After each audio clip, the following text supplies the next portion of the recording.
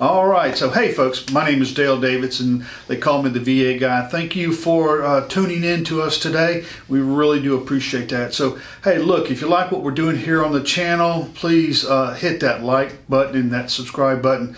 And don't forget to hit that notification bell, because that helps us out a lot. And you'll be notified when we have these videos coming out. We have them coming out every month or every couple of weeks. So look, if you have any questions, you want to hear about a certain topic or anything like that, just leave me a comment below or send me an email at dearvaguy@gmail.com, dearvaguy@gmail.com. All right, so today's topic is how the government intends on screwing veterans and their spouses. Okay, so I guess I probably should have my angry hat on today, because after reading this Congressional Budget Office report, it just really upset me. So I guess what the government is trying to do is they're trying to reduce our deficit. I could tell you how to reduce the deficit. Quit spending so much dadgum money and sending this all overseas to countries who hate us, and spending $114 million or $1 billion on Ukraine. Look, I know those folks need help, but hey, look, we can't be the world's policeman. But anyway, so interestingly, in this CBO report, there was no mention of reducing the politicians' pay or their perks, but the CBO is has various recommendations that are going to significantly impact veterans, you, and your spouse. So let me tell you what the basic premises of this report is, okay? And again, these are just recommendations. So what the CBO is recommending that the VA, quote, shall adopt and apply a schedule of rating reductions in earning capacities from specific injuries or combination of injuries. The rating shall be based as far as practical upon the average impairment of earnings capacity resulting from such injuries in civilian occupations. Now, number one, VA disability is not Social Security disability, okay? You tell me, how, if you were exposed to Agent Orange, or you have PTSD from being over there and watching your buddies get killed and blown up, have limbs blown off, how is that like a civilian? You know, this doesn't make any sense whatsoever. You were injured in service. You deserve every nickel. So I think the CBO is crazy for even suggesting these things. But here we go. Number one, Congress should tax veterans on their disability payments. Now, currently, disability indemnity comp, and I'm going to call it DIC, is income tax free. So is VA aid and attendance. That's that pension for veterans and for spouses, okay? So base compensation for DIC ranges between $150 a month up to $3,300 per month. So under the CBO's recommendation, DIC and aid and attendance will be taxed. So guess what, veterans? You know, you and your spouses are going to lose 15% plus of your benefit to federal income taxes. Oh, and I forgot, let's not forget, because a lot of states don't tax VA disability comp or aid and attendance, but if the federal government takes away that, then you'll also be subject to the state income taxes if your state has a state income tax. Number two, means test. So the CBO is suggesting that VA DIC be means tested. Okay, so let's think about this. 5.2 million veterans received DIC, and that was paid at the VA paid out about $110 billion in disability benefits. Look, you guys and girls who are getting in it, you deserve every single nickel. So the CBO is recommending that the VA limit spending growth in DIC with a means-based testing approach. Now, aid and attendance is already means-based Okay, well, we're just talking about DIC. So what the CBO is saying, look, and this is a 2-for-1 decrease. So for every $2 of your gross household income, DIC would decrease $1. So in other words, 50%. Okay, for every dollar above a threshold, you reduce your DIC by 50%. Okay, so let's take this example. If your total household income was $130,000, so the VA or the CBO has proposed a $125,000 limit. So you're over the limit $5,000, right? So your DIC under the CBO recommendation would be reduced $2,500. So if you were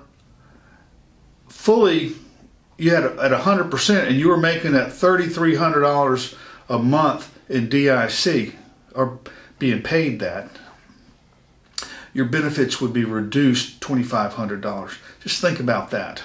I mean, you were injured in the line of duty, or you were exposed to Agent Orange, you developed PTSD, whatever injury you had in the service. Look, guys and girls, you don't get to sue the government over your injury. Okay, like employees do in the civilian world.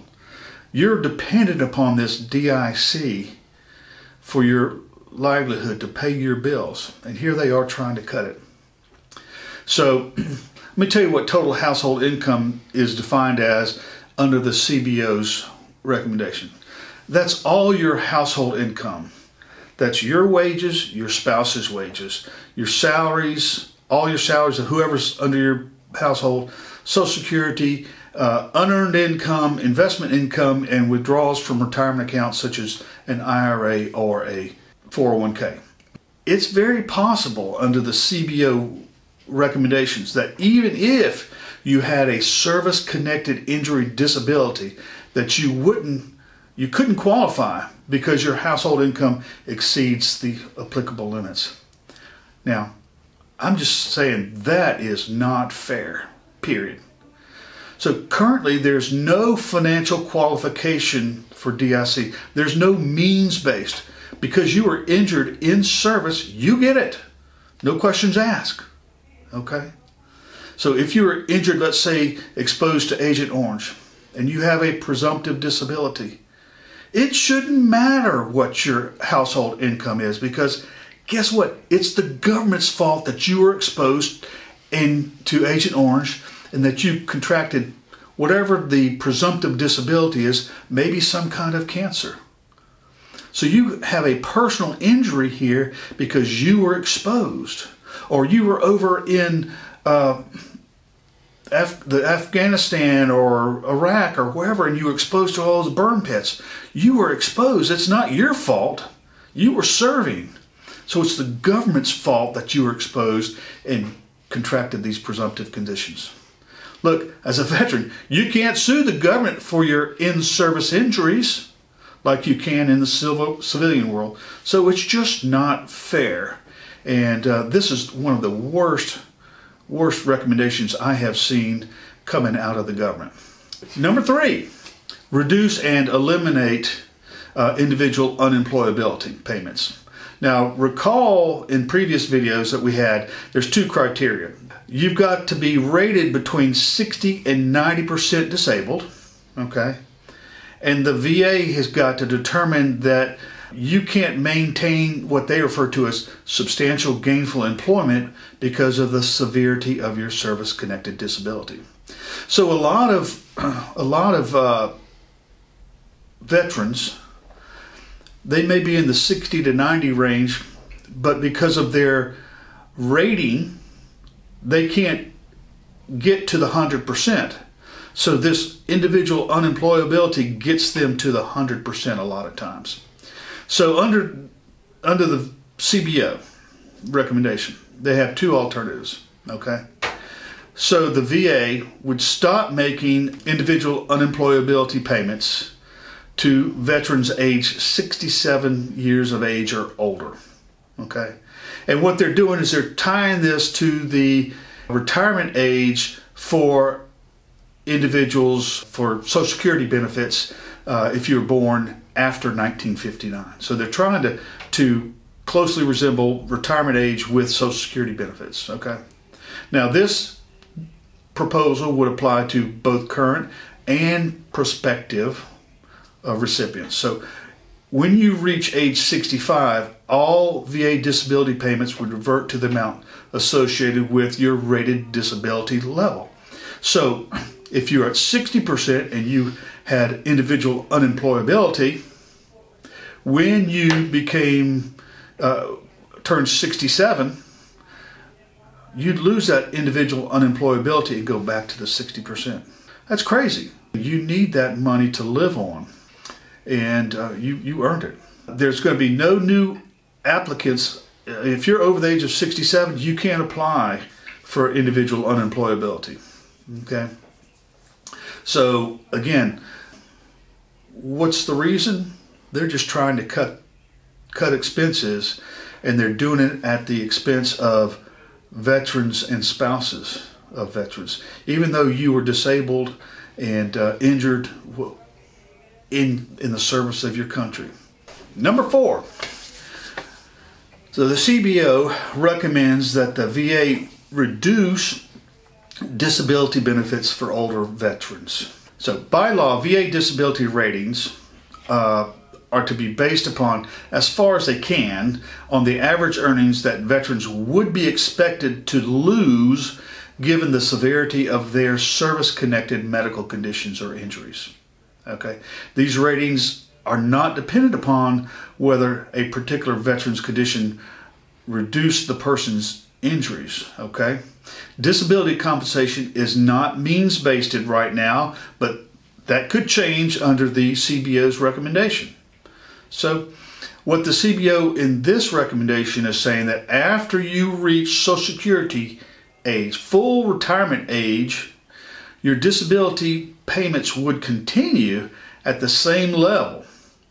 Okay, but by contrast, the income that people receive from Social Security or private pensions after they retire usually is less than their earnings from wages and salary before retirement. That's just not fair, says the government. That's not fair.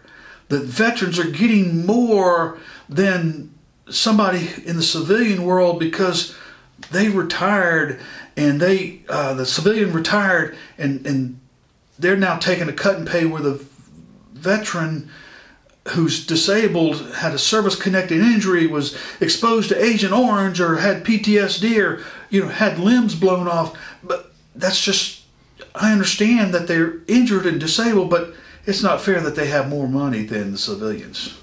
Okay? Doesn't make any sense, does it?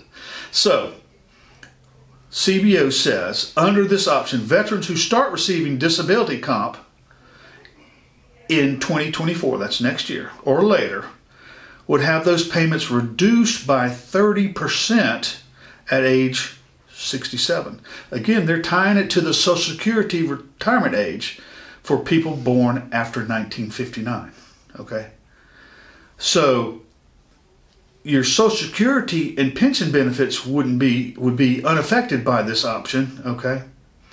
And then veterans who are already collecting disability comp would see no reduction in their VA disability benefits when they reach age 67. It's just that when you are after 67 and you become Social Security full retirement, then your disability payments are going to be reduced to 30%.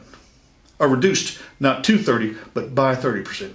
And remember, DIC benefits are income tax free right now, unless the CBO says let's tax them, unless Congress does that.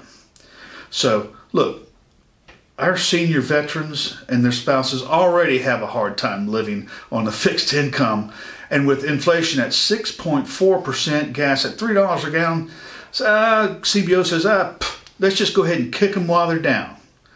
That is absolute BS. And I think we should all stand up and write our congressmen and tell them, hey, This is not going to work for us veterans. Number 5. Now this one, the average DIC is rated about 10%, which is about $165 a month. Okay. Now, based upon the CBO's recommendation, they want to narrow the eligibility for VA's DIC by excluding certain veterans with low disability ratings. So, by law, again, VA disability ratings are based, as far as practical, on the average earnings the veteran would be expected to lose given the severity of the service-connected medical condition or injury. Okay. Though, we don't have any kind of means tested unless the CBO says we do, or the Congress says we do. Okay. So this is what the CBO was saying. They have two different alternatives. All right. So alternative 1, VA would narrow eligibility for disability comp by requiring disability rating of 30% or higher for all veterans. So if you were rated below 30%, your disability, poof, disappears. Okay? Again, despite the fact that you were injured in service, you get nothing. Okay? So the second alternative would be to require a 30% or higher disability rating only for new disability compensation.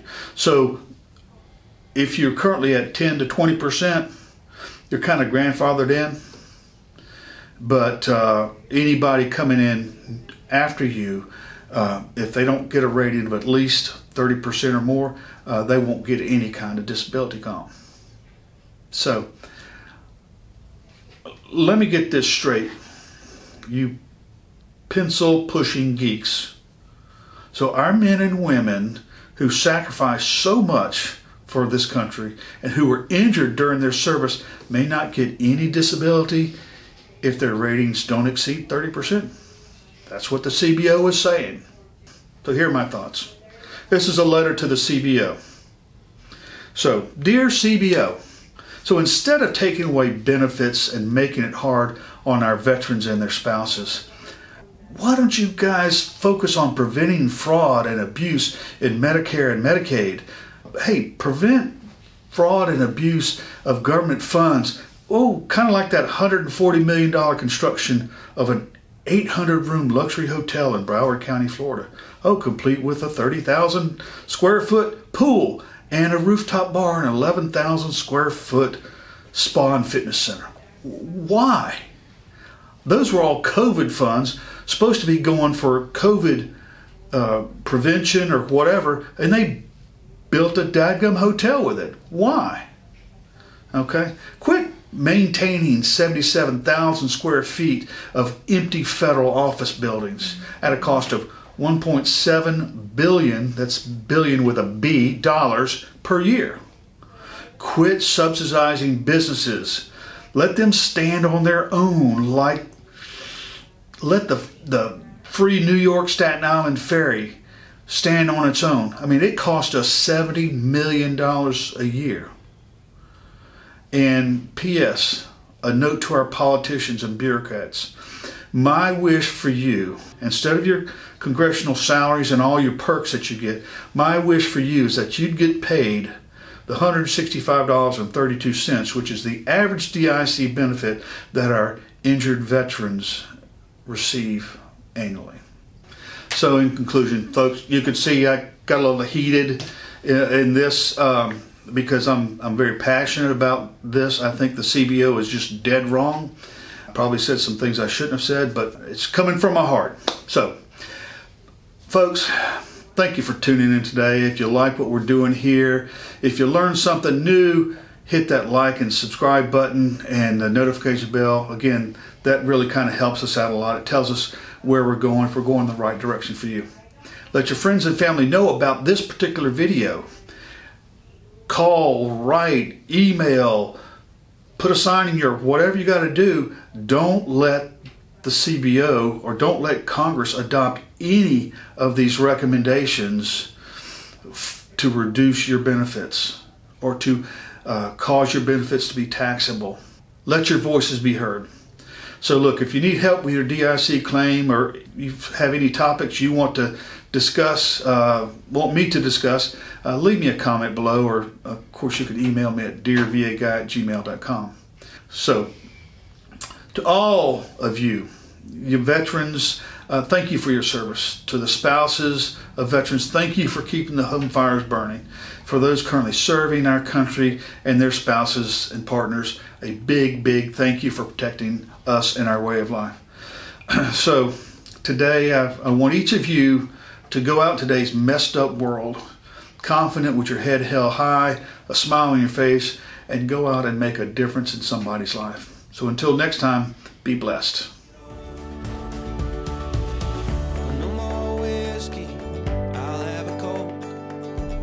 Catching bass on an old fishing boat. One more story